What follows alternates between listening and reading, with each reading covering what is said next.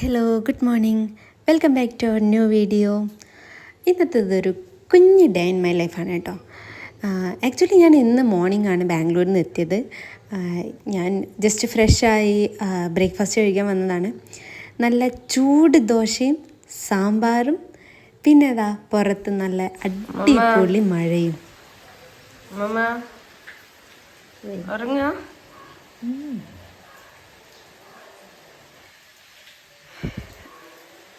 ഇവിടെ ഒരു കട്ടിലിട്ട് കിടക്കാൻ.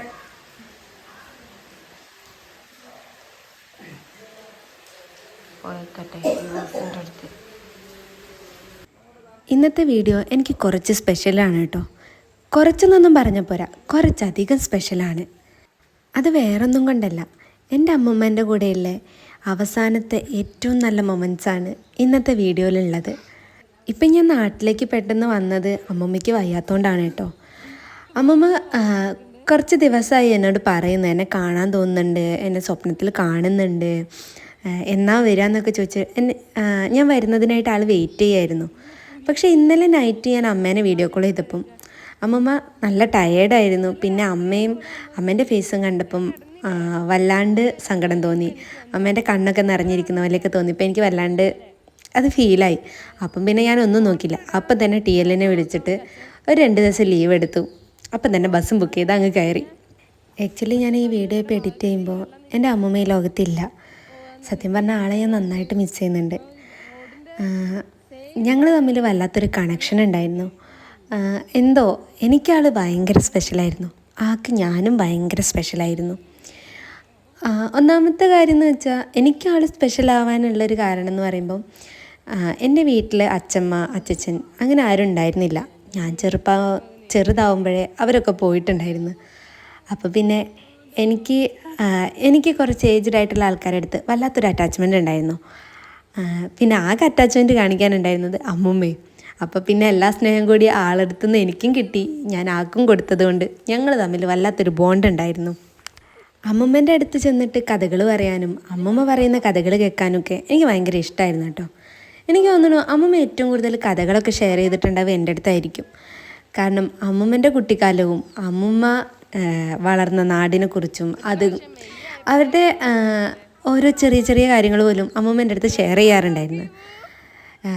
നിങ്ങൾക്കൊരു കാര്യം അറിയോ, എൻ്റെ അമ്മൂമ്മേൻ്റെ കല്യാണം 12ാമത്തെ വയസ്സിൽ കഴിഞ്ഞിട്ടുണ്ട്. അതിനു മുമ്പ് എൻ്റെ അമ്മൂമ്മേൻ്റെ പേര് മാധവി എന്നായിരുന്നു. മാധവിയിൽ നിന്ന് ശാരദയിലേക്കുള്ളൊരു മാറ്റം, അതൊക്കെ അമ്മ പറഞ്ഞ് ഞാൻ കേട്ടിട്ടുണ്ട് ഒരുപാട്. ഞാൻ ബാംഗ്ലൂരിൽ നിന്ന് വരാൻ വേണ്ടി കാത്തിരിക്കുന്ന 2 ആൾക്കാരാണ് മെയിനായിട്ടുള്ളത്. അതൊന്ന് അമ്മൂമ്മയും യൂസുമാണ്. അമ്മൂമ്മ കാത്തിരിക്കുന്നതിന് വേറൊരു ഉദ്ദേശം കൂടി ഉണ്ട് കേട്ടോ. അതെന്താണെന്നറിയോ, അമ്മൂമ്മേൻ്റെ നഖം വെട്ടൽ പരിപാടി. അമ്മൂമ്മയ്ക്ക് ഞാൻ നഖം വെട്ടിയാലേ ഒരു തൃപ്തി ആവുള്ളായിരുന്നു. വേറെ ആര് വെട്ടിയാലും നന്നായില്ല, പെട്ടെന്ന് നീണ്ടു, അവിടെ വെട്ടിയില്ല, ഇവിടെ വെട്ടിയില്ല, അങ്ങനെ പറഞ്ഞുകൊണ്ടിരിക്കും. പക്ഷേ അമ്മൂമ്മയ്ക്ക് ഞാൻ വെട്ടിയ എന്തോ വല്ലാത്ത സംതൃപ്തിയായിരുന്നു. ശരിക്കും മിസ് ചെയ്യുന്നുണ്ട് കേട്ടോ. എന്നെ എപ്പോൾ കണ്ടാലും അമ്മൂമ്മ ആദ്യം പറയുന്നത് എൻ്റെ നഖം നഖം വെട്ട്. സത്യം പറഞ്ഞാൽ അതൊക്കെ ഇപ്പം നന്നായിട്ട് മിസ് ചെയ്യുന്നുണ്ട് കേട്ടോ. അങ്ങനെ കാത്തിരിക്കാനൊക്കെ ഒരാളുണ്ടാകുമ്പോൾ ഒരു സുഖമായിരുന്നു. ഇപ്പോഴും കാത്തിരിക്കാൻ ആളില്ല എന്നല്ല, ആളൊക്കെ ഉണ്ട്. എന്നാലും അത് അമ്മൂമ്മയ്ക്ക് പകരാവില്ലല്ലോ ആരും. അമ്മൂമ്മ മാമൻ്റെ കൂടെ നിന്നിരുന്ന ആ സമയത്ത് ഞാൻ ചിലപ്പോൾ 2 ദിവസത്തെ ലീവിനൊക്കെയാണ് വന്നതെങ്കിൽ എനിക്ക് നഖം വെട്ടാൻ പോകാൻ ടൈം കിട്ടിയിട്ടുണ്ടാവില്ല. ആ ഒരു സമയത്ത് ഞാൻ ബാംഗ്ലൂരേക്ക് തിരിച്ചു പോകാൻ ബസ് കയറാൻ പോകുന്ന സമയത്ത് ഞാൻ വീട്ടിൽ നിന്ന് കുറച്ച് നേരത്തെ ഇറങ്ങും. എന്നിട്ട് ഫസ്റ്റ് ഞാൻ മാമൻ്റെ കൂടെ പോയിട്ട് അമ്മൂമ്മേൻ്റെ നഖമൊക്കെ വെട്ടി സെറ്റാക്കിയിട്ടാണ് ഞാൻ ബസ് കയറാൻ പോകുന്നത്. ഇപ്പം എല്ലാം ഓർമ്മകളായി. സത്യം പറഞ്ഞാൽ എനിക്ക് ഇപ്പോഴും വിശ്വസിക്കാൻ പറ്റുന്നില്ല കേട്ടോ, ആള് ഞങ്ങളുടെ കൂടെ ഇല്ലയെന്ന്.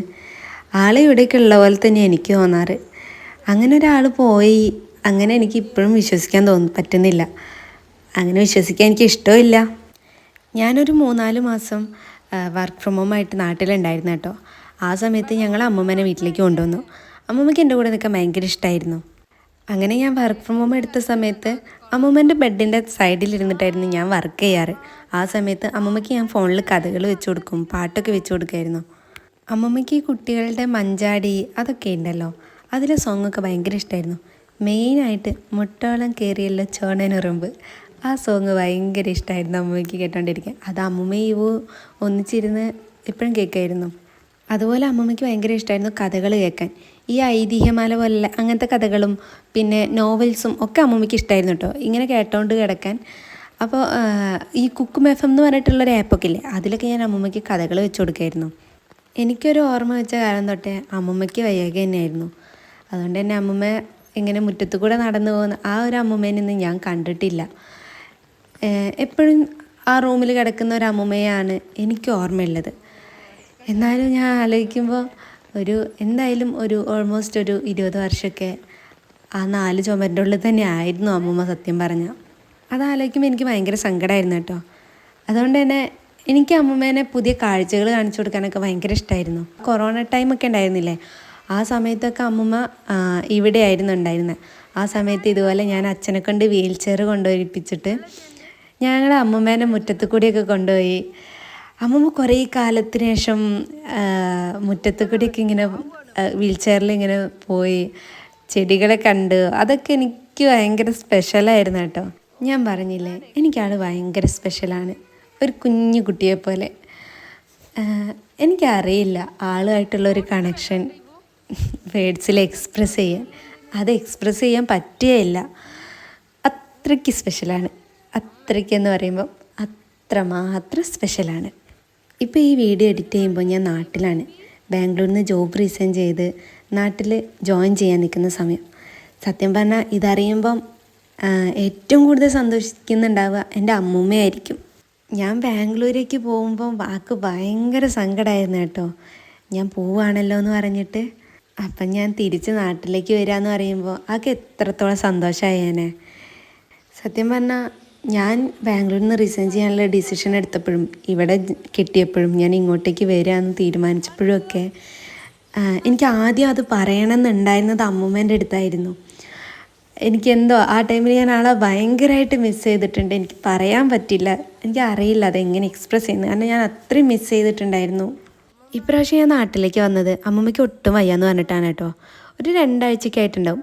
ആൾക്ക് നല്ല ഫീവറായിരുന്നു, യൂറിനിൽ ഇൻഫെക്ഷൻ ഉണ്ടായിരുന്നു. അങ്ങനെ അതിൻ്റെ ഫീവർ വന്നിട്ട് ആൾ നല്ല ടയേർഡായി, പിന്നെ സോഡിയം കുറഞ്ഞു, അങ്ങനത്തെ ഇഷ്യൂസൊക്കെ ഉണ്ടായിരുന്നു. അങ്ങനെ വയ്യാണ്ടായി നിൽക്കുമ്പോഴാണ് ഞാൻ നാട്ടിലേക്ക് വന്നത്. എന്നെ കണ്ടപ്പോൾ ആൾ ഓക്കെ ആയി കേട്ടോ. ആൾ ഫുഡ് കഴിക്കാൻ തുടങ്ങി, എഴുന്നേറ്റ് ഇരിക്കാൻ തുടങ്ങി, ചിരിക്കാൻ തുടങ്ങി, ഞങ്ങളുടെ കൂടെ കൊലായിൽ വന്നിരിക്കാൻ തുടങ്ങി. അങ്ങനെ പഴയ പോലെയായി. അമ്മമ്മയ്ക്ക് തീരെ വയ്യാണ്ടായിരുന്ന ഈ ഒരു ടൈമിലൊക്കെ എല്ലാവരും പറഞ്ഞ് കളിയാക്കുമായിരുന്നു. എന്നെ കണ്ടു കഴിഞ്ഞാൽ അമ്മമ്മയ്ക്ക് ജീവൻ തിരിച്ചു കിട്ടുമെന്നൊക്കെ പറഞ്ഞിട്ട്. അതൊക്കെ ഇപ്പം ആലോചിക്കുമ്പോൾ വല്ലാത്തൊരു ഫീലിങ്സ് ആട്ടോ, ഉള്ളിൽ വല്ലാണ്ട് ടച്ച് ചെയ്യുന്നുണ്ട് അതൊക്കെ. എങ്ങോട്ടോ അമ്മ ചോർന്ന് സുന്ദരിയൊക്കെ നോക്ക്. എന്താടേ എങ്ങോട്ട്?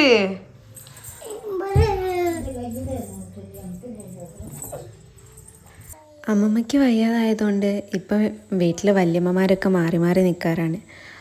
ഒരാൾ പകൽ നിൽക്കും, പിന്നെ ഒരാൾ നൈറ്റ് നിൽക്കും. പിന്നെ പയ്യടിമേത്തല വല്യമ്മ വരികയാണെങ്കിൽ 1-2 ആഴ്ചയൊക്കെ വല്യമ്മ കണ്ടിന്യൂസ് ആയിട്ട് നിൽക്കും. അങ്ങനെ എല്ലാവരും മാറി മാറി നിൽക്കലായിരുന്നു കേട്ടോ. ഇപ്രാവശ്യം ഞാൻ നാട്ടിൽ വന്നപ്പം ഒരു 4-5 ദിവസം നാട്ടിലുണ്ടായിരുന്നു. അത് കഴിഞ്ഞ് ഞാൻ ബാംഗ്ലൂരേക്ക് തിരിച്ചു പോയി. ഒരു 2 ആഴ്ച കഴിഞ്ഞപ്പം അമ്മമ്മയ്ക്ക് വീണ്ടും തീരെ വയ്യാണ്ടായി, ഹോസ്പിറ്റലിൽ അഡ്മിറ്റായി. അങ്ങനെ പെട്ടെന്ന് നാട്ടിൽ നിന്ന് വിളിച്ചപ്പം ഒരു സാറ്റർഡേ നൈറ്റാണ് ഞാൻ തിരിച്ച് ബാംഗ്ലൂരിൽ നിന്ന് വീണ്ടും നാട്ടിലേക്ക് വരുന്നത്. ഞാൻ നാട്ടിലേക്ക് വന്നപ്പോൾ അമ്മമ്മ ഹോസ്പിറ്റലിലായിരുന്നു. ആ ഒരു ടൈമിൽ ഞാൻ ഒരാഴ്ച ലീവ് എടുത്തിട്ട് അമ്മമ്മേൻ്റെ കൂടെ നിന്നു. സത്യം പറഞ്ഞാൽ ആ ഒരു ഹോസ്പിറ്റലിൽ നിന്ന് ഭയങ്കര മെമ്മറബിളായിട്ടുള്ളൊരു മൊമെൻ്റ് എനിക്ക് ഉണ്ടായിട്ടുണ്ടായിരുന്നു. ഞാൻ ഹോസ്പിറ്റലിൽ അമ്മമ്മേനെ കാണാൻ ചെന്നപ്പം അമ്മമ്മ അതുവരെ ഒന്നിനോട് റെസ്പോണ്ട് ചെയ്യുന്നുണ്ടായിരുന്നില്ല. ഒന്നും സംസാരിക്കുന്നില്ല, ഫുഡ് കഴിക്കുന്നില്ല, ഒന്നും മിണ്ടുന്നു, അങ്ങനെയൊന്നും ഉണ്ടായിരുന്നില്ല. അങ്ങനെ കിടക്കുന്നുണ്ട്, അത്രമാത്രം ഒരു കണ്ടീഷനിലായിരുന്നു. അപ്പോൾ എന്നെ കണ്ടപ്പോൾ ആൾ പെട്ടെന്ന് ഭയങ്കരമായിട്ട് പൊട്ടിക്കരയാന്നൊക്കെ പറയില്ലേ, അതുപോലെ കരഞ്ഞു. എൻ്റെ അടുത്ത് പറഞ്ഞു, എനിക്ക് കുറേ ലീവൊന്നും കിട്ടില്ലല്ലോ, ഞാൻ പെട്ടെന്ന് തിരിച്ചു പോവില്ലേ, അമ്മമ്മേൻ്റെ കൂടെ നിൽക്കാൻ സമയം ഉണ്ടാവില്ലല്ലോ എന്നൊക്കെ പറഞ്ഞിട്ട് അമ്മമ്മ ഭയങ്കര കരച്ചിലായി. അത് കണ്ടപ്പോൾ എനിക്ക് ഭയങ്കര ഫീലിങ്സ് ആയിട്ടോ. ഞാനും കരഞ്ഞു, അമ്മയും കരഞ്ഞു, എല്ലാവരും കരഞ്ഞു. അങ്ങനെ ആ നൈറ്റ് ഞാൻ അമ്മൂമ്മൻ്റെ കൂടെ ഹോസ്പിറ്റലിൽ നിന്നു. അമ്മൂമ്മ പറഞ്ഞിട്ട് അമ്മൂമ്മൻ്റെ കൂടെ നിൽക്കണം എന്ന് പറഞ്ഞിട്ട് ഞാൻ ഹോസ്പിറ്റലിൽ നിന്നു.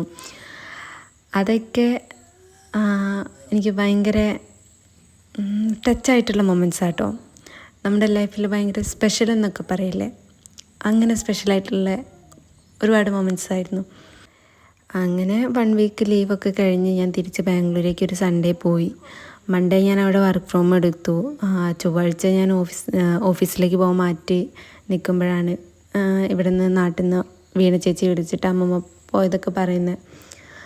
അത് കഴിഞ്ഞ് ഞാൻ അവിടെ നിന്ന് അപ്പം തന്നെ ബസ് കയറി നാട്ടിലേക്ക് വന്നു. ആ ഒരു ബസ് യാത്രയൊക്കെ എൻ്റെ ലൈഫിൽ ഇത്രയും വേസ്റ്റായിട്ടുള്ളൊരു മൊമെൻ്റ് ഉണ്ടായിട്ടുണ്ടാവില്ലെന്ന് പറയാം. അതുപോലെ ഞാൻ സ്ട്രഗിൾ ചെയ്തിട്ടുള്ള ഒരു പകലായിരുന്നു അത്. ഞാൻ അതിനെക്കുറിച്ചൊന്നും അധികം പറയുന്നില്ല, കാരണം പറയാൻ തുടങ്ങിക്കഴിഞ്ഞാൽ ചിലപ്പം എൻ്റെ കയ്യിൽ നിന്ന് കൺട്രോൾ പോകും. കാരണം എനിക്ക് ആലോചിക്കാൻ ആഗ്രഹമില്ലാത്ത കുറച്ച് കാര്യങ്ങളാണത്. ഡേ ഇൻ മൈ ലൈഫിൽ ഈ ഒരു വീഡിയോയിൽ ഫുള്ള് ഞാൻ അമ്മൂമ്മനെ കുറിച്ചിട്ടാണ് പറഞ്ഞത്. എനിക്കറിയാം അത്. അമ്മൂമ്മനെ കുറിച്ച് ഞാൻ എന്ത് പറഞ്ഞാലും തീരില്ല. കാരണം ഞാൻ പറഞ്ഞില്ലേ, ആളെനിക്ക് അത്രയും സ്പെഷ്യലാണ്, അത്രമാത്രം സ്പെഷ്യലാണ്. ഈ വീഡിയോയിലൊക്കെ കാണുന്നത് ഞങ്ങളുടെ ആദ്യത്തെ വീടുണ്ടല്ലോ, തറവാട്, ആ വീട്ടിൽ പെയിൻ്റ് അടിക്കുന്നതാട്ടോ കുട്ടാപ്പേട്ടൻ. ഈ വീഡിയോൻ്റെ ക്ലിപ്സിൻ്റെ ഇടയിൽ ഞാൻ എന്താണെന്നൊന്നും എക്സ്പ്ലെയിൻ ചെയ്തിട്ടില്ല. കുറേ നേരമായിട്ടുണ്ടാവും നിങ്ങൾ ഈ വീഡിയോ കാണുന്നത്, അപ്പോൾ എന്താണെന്ന് വിചാരിക്കുന്നുണ്ടാവില്ലേ. ഈ ഒരു ടൈമിൽ നാട്ടിൽ നല്ല മഴയായിരുന്നു കേട്ടോ, ഒരൊഴിവില്ലാണ്ട് മഴ പെയ്തുകൊണ്ടിരിക്കുകയായിരുന്നു. ഈ ഒരു ടൈമിൽ എനിക്ക് നാട്ടിൽ നിൽക്കാൻ ഭയങ്കര ഇഷ്ടമാണ് കേട്ടോ.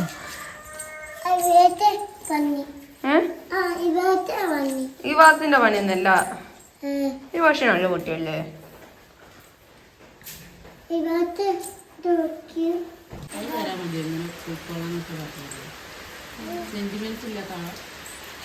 അറിയില്ല എങ്ങനെയാന്ന് ഉണ്ടാവുമായിരിക്കും.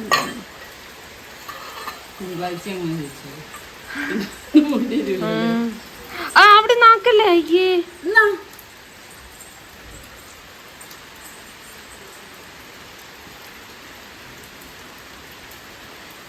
ഇവെന്താ തിന്നണേ? എന്തോ അല്ല, ഉള്ളിവട. ഇങ്ങോട്ടോക്ക്.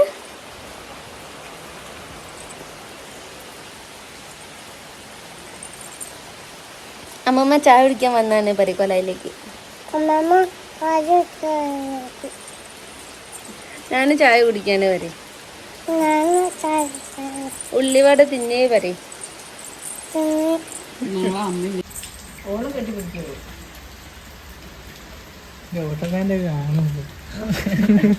ആൾക്കാർക്ക് അറിയില്ല വേഷനാണ്.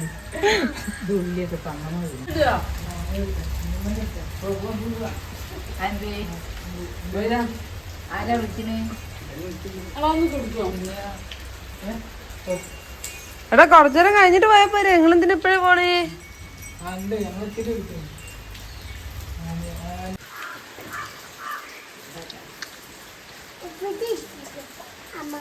മൂടിയിട്ടില്ല. ഞാൻ പറഞ്ഞ ഇങ്ങോട്ട് വരൂ. നമ്മക്ക് മുത്താരം എടുക്കാല്ലേ, ഇതെന്തിനാ കഷ്ടപ്പെട്ട് കൊടുക്കണേ? ആ പറഞ്ഞോളാം, മുത്താരം എടുക്കല്ലേ. അമ്മയ്ക്കൊരുള്ളോ ഞാൻ കൊടുത്തു. അമ്മക്ക് വായിട്ടോട്ടാ. എന്നാ മുത്താരം ഏതാമേ, നിങ്ങൾ തിന്നേണ്ടതാണ്.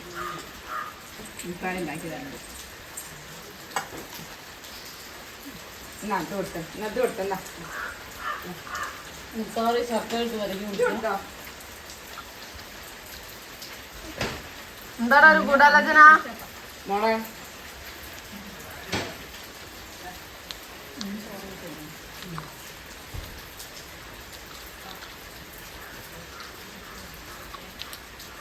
അത് ഏടാക്കണ്ട മോളെ, അമ്മ തിന്നില്ല.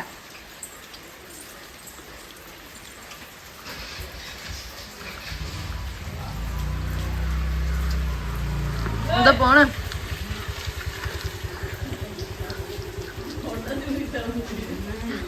കോമഡി തന്നെയാണ്. 3 എണ്ണം ആര് വന്നാലും മാറ്റണ്ടായ ചൂടുകടയാ. രാവിലെ എണീച്ച് കൊള്ളില്ല, 1 നേരത്ത് നിൽക്കും. അല്ലെ പാപ്പനൊരു വരവ് വരുക.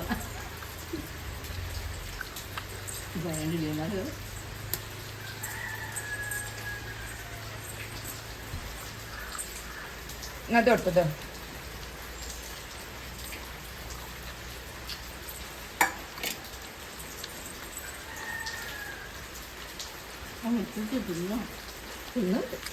എന്നാലും അവള് മുറുക്ക് കൊടുത്തിട്ട് തിന്നില്ലേ? ആ മുടിയോ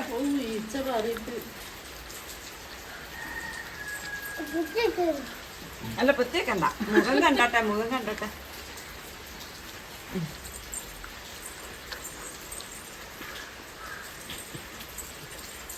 എഴുസാ ഒരു ഉള്ളിയട പഴംപൊരിയാ അത്? എടാ ആ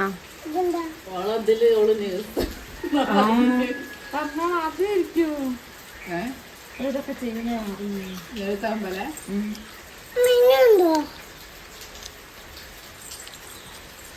ഇതൊന്നായിട്ട് ചിലപ്പോൾ തുടക്കും. വേറെ പ്രശ്നമുണ്ട് ഒക്കെ കഴിക്കുമ്പോൾ അവിടെ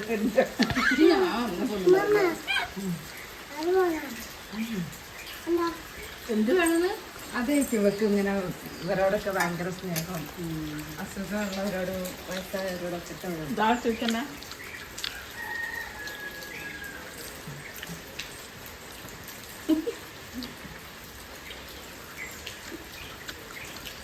എന്റെ ഏട്ടൻ്റെ ഒക്കെ എന്താ പറഞ്ഞേ? എന്നിട്ട് റെഡിയാ? ഏട്ടൻ്റെ പറഞ്ഞു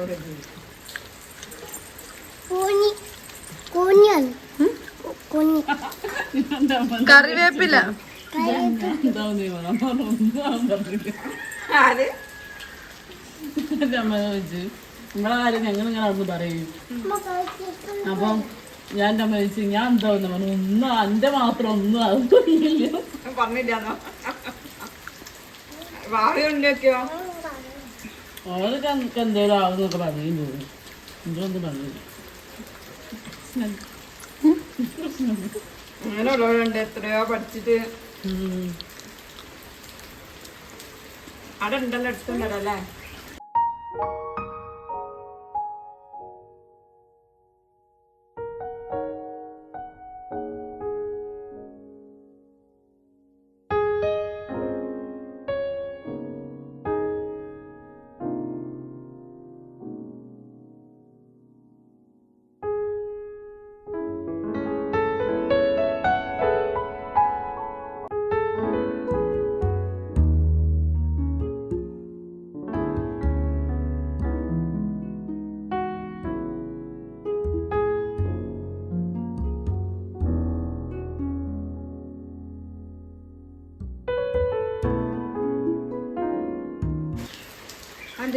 മതി. ദീപുപ്പം കൊണ്ടുവന്ന അതിൻ്റെ അർത്ഥം. ഇതിന് രണ്ടെണ്ണം കൂടി മടിയിൽ വെച്ച് കൊടുക്കണ്ട, അമ്മമ്മ കാണൂല. അത് അമ്മമ്മ എടുത്ത്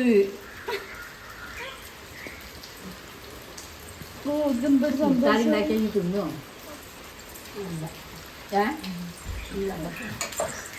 ഇതൊക്കെ മതി അമ്മക്ക്.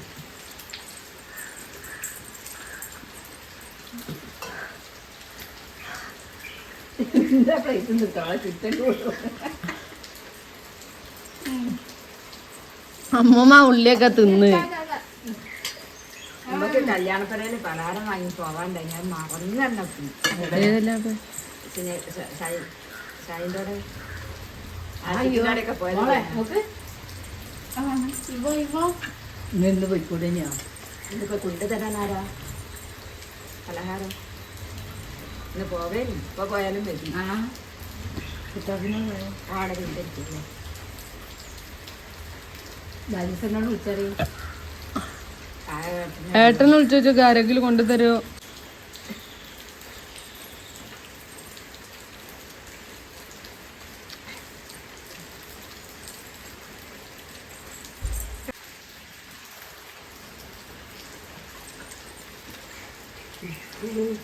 കിട്ടില്ലേ?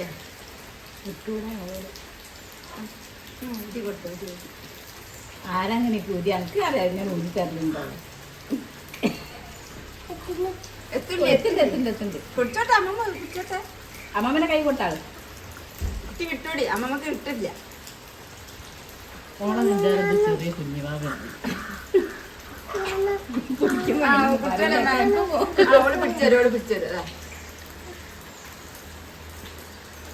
ഇത് കുഞ്ഞുവാവയാണ് ഇവു. അമ്മമ്മ കുഞ്ഞുവാവയാ? ഓ ഓ അമ്മ ശ്വാസം വിട്ടോട്ടെ. അമ്മ ഒരു തീരി എന്നിടുമ്പോഴൊന്നും ഇങ്ങനെ ആക്കുമ്പോഴേക്ക് അതും കൂടെ ഒഴിച്ചോളൂ. മാക്സിയിലേക്ക് ഒഴിച്ചോളൂ.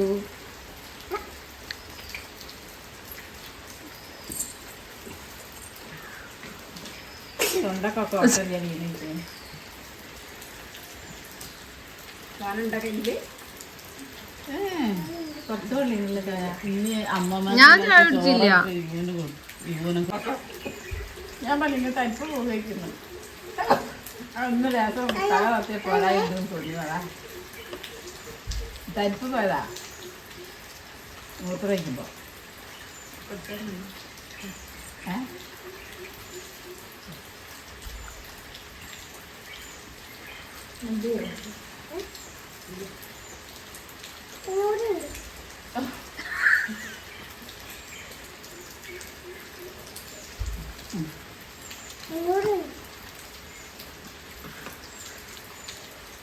ഞാൻ അക്കിലേശം കെട്ടി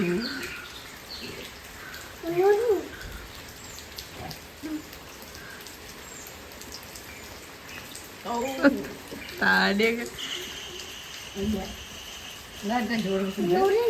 ഇല്ലേ പോ.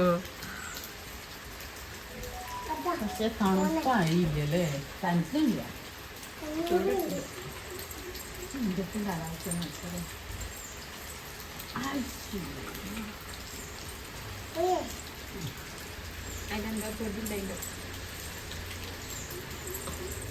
എല്ലാം വിളിച്ചു നോക്ക്. പോകാൻ ഇതെങ്ങട്ടാ അങ്ങോട്ട് എന്താ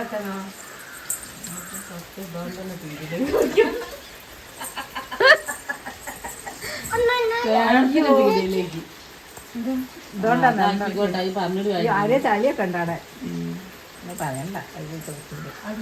അമ്മന്റെ മോളെ ആരാ? ഇതാണ് ഇതാണ് ഇതല്ലേ വാവാച്ചിയല്ലേ? അപ്പൊ ഇതാരാണ്? ഇത് ഈ വാച്ചി. ഇതമ്മന്റെ മോളല്ലേ? ഈ വാച്ചി അമ്മന്റെ മോളല്ല. ഈ വാച്ചി അമ്മന്റെ മോളല്ല.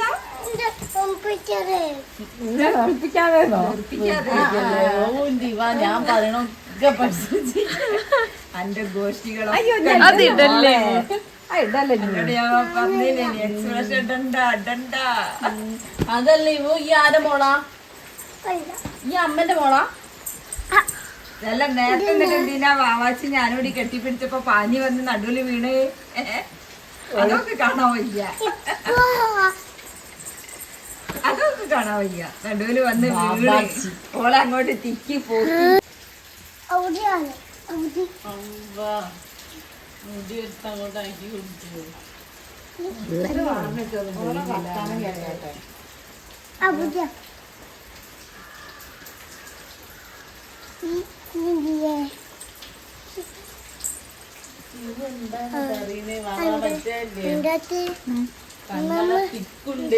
എന്നെപ്പോലെ തന്നെ ഇവനും അമ്മവും ഭയങ്കര സ്പെഷ്യലായിരുന്നു കേട്ടോ. ഒരു ചെറിയ കുട്ടീനെ പോലെ കൊണ്ട് നടക്കായിരുന്നു. ഞാൻ നേരത്തെ പറഞ്ഞില്ലേ നല്ല മഴയായിരുന്നു നാട്ടിലെന്ന്. ചോരാത്ത മഴയായിരുന്നു. രാവിലെ തുടങ്ങിയ മഴയാണ്. വൈകുന്നേരമായിട്ട് മഴ നിന്നിട്ടില്ല കേട്ടോ. അപ്പോൾ ഞങ്ങൾക്ക് ഇവിടെ അടുത്തൊരു കല്യാണം ഉണ്ട്. ഈ സാറ്റർഡേ സൺഡേ ആയിട്ടൊരു കല്യാണം ഉണ്ടായിരുന്നു. ഏട്ടൻ്റെ ഫ്രണ്ടിൻ്റെ മാരേജാണ്. അപ്പം അവിടെ ഞങ്ങൾക്ക് നമ്മൾ പ്രോഗ്രാമിൻ്റെ മാരേജിൻ്റെ മുന്നേയൊക്കെ ഇങ്ങനെ പലഹാരമൊക്കെ വാങ്ങിപ്പോയില്ലേ, പഞ്ചസാര ചായപ്പൊടി അങ്ങനെ വാങ്ങിച്ചിട്ട് പോകുന്നൊരു പരിപാടിയില്ലേ, ഞങ്ങളുടെ നാട്ടിൻപുറത്തേക്കൊക്കെ അങ്ങനെ ഉണ്ട് കേട്ടോ. അപ്പോൾ അങ്ങനെ പോകാനുണ്ടായിരുന്നു. ഞാൻ വണ്ടി എടുത്ത് വെള്ളായിക്കോട് പോയിട്ട് സാധനമൊക്കെ വാങ്ങിച്ചിട്ട് വന്നു. ഇപ്പം ഞങ്ങൾ അവിടേക്ക് പോയിക്കൊണ്ടിരിക്കുകയാണ്. ഞങ്ങൾ നടന്നിട്ടാണ് പോകുന്നത്. അത്ര ദൂരമേ ഉള്ളൂ, അടുത്ത് തന്നെയാണ്. ഈ നല്ല മഴയൊക്കെ പെയ്യുന്ന സമയത്ത് പുറത്തിറങ്ങാൻ പൊതുവേ എനിക്ക് മടിയാണ്. പക്ഷേ ഈ എൻ്റെ വീട്ടിൽ താഴത്തെ ഇങ്ങനെ വയലും തോടും അങ്ങനെയുള്ളൊരു ഏരിയ ആണല്ലോ. അപ്പോൾ അതിലൊക്കെ നടക്കാൻ എനിക്കിഷ്ടമാണ് കേട്ടോ.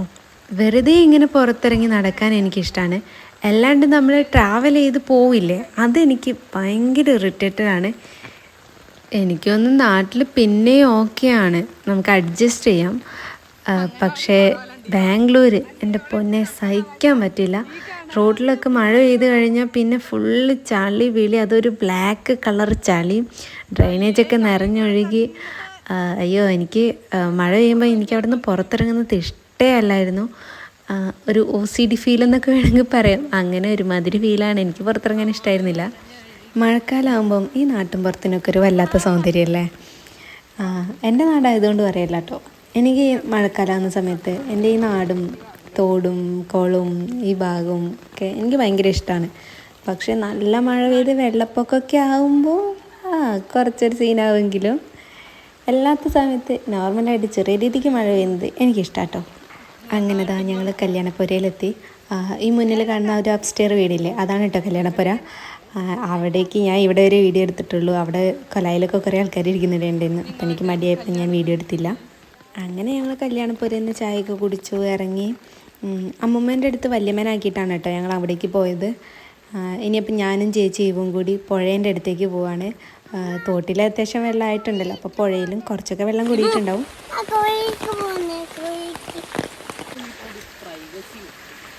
അങ്ങനെ ഞങ്ങളിതാ പുഴേൻ്റെ അടുത്തെത്തി കേട്ടോ. നല്ല മഴയായിരുന്നു, പിന്നെ പെട്ടെന്ന് ഇരുട്ടാവുകയും ചെയ്തു. പിന്നെ ഞങ്ങൾ വേഗം വീട്ടിലേക്ക് പോവാണ്.